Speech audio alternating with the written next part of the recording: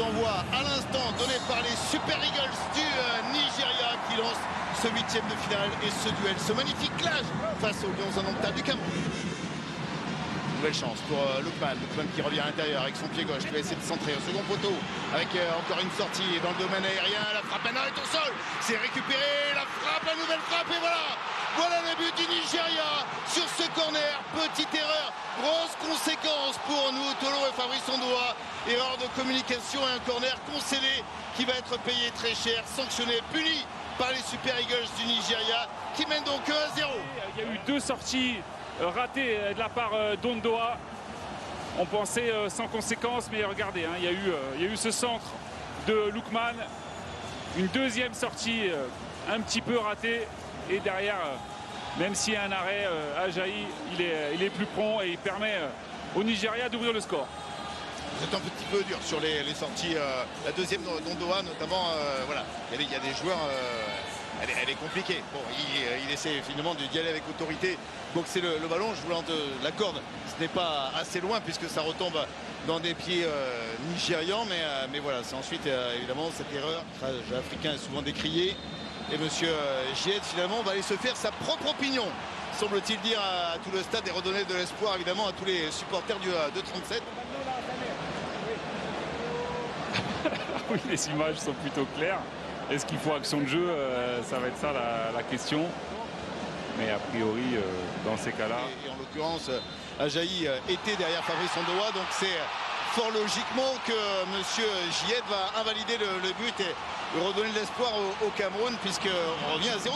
Voilà, si justement Ajayi et Osimhen, par leur position, profitent de leur position illicite pour finalement tromper la défense camerounaise. Oui, après ce sont les arbitres dans le quart. C'est brouillon, mais il est toujours là hein, pour essayer de troubler la sérénité, la défense. Et là, il a perdu le ballon. Maintenant, Omar Gonzalez qui essaie de se rattraper. Victor Osimhen qui décale pour Lookman. Le ballon va rentrer. Le ballon va rentrer. Il n'a pas été arrêté par Fabrice Ondoa. Et ça sera l'ouverture du score pour les Super Eagles du Nigeria. Avec la pression qui était mise par Victor Osimhen sur Omar Gonzalez. Et derrière, l'intelligence de Victor Osimhen pour aller décaler. L'esprit d'Osimhen, c'est pour ça que c'est un joueur différent.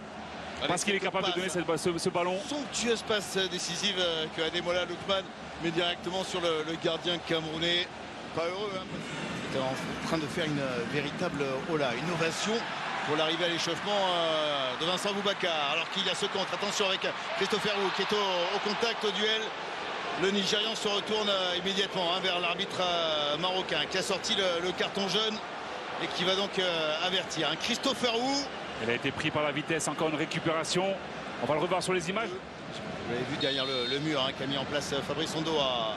Lookman qui va essayer de tirer maintenant. Et ça ne replongera pas assez pour le Nigeria. Il échappe à Lookman. Christopher Wu porte le ballon. C'est de s'arracher, c'est de protéger pour Castelletto maintenant qui peut centrer. Encore une fois, ça sera directement sur le gardien qui est déséquilibré avec le contact en l'air. Et sacré contact parce que Georges Kevin Kounou contrôlé, Toko Ekambi qui redonne derrière. C'est une déception pour les supporters camerounais qui avaient envie de voir leur équipe aller vers l'avant avec la faute de Moses Simon qui n'échappera pas à son tour au carton jaune sorti de la poche de l'arbitre marocain. Et Iwobi est parti, Iwobi qui met du jus, Iwobi avec le ballon pour Lookman dans le couloir, Lookman toujours qui redonne, Iwobi qui se loupe complètement.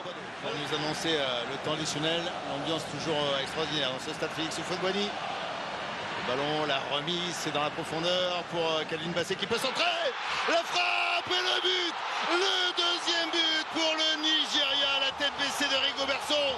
Ce deuxième but, ce but du 2-0. Encore une fois, à bout portant, il pensait la toucher Fabrice Ondoa et ce sont les Super Eagles. C'est Castelletto qui se fait passer devant. C'est repris à bout portant avec cet homme qui est au départ de l'action, Lookman, qui vient conclure. Qui avait effectivement initié cette attaque et qui vient une nouvelle fois. Et la tristesse visible sur les visages de Roger Milla.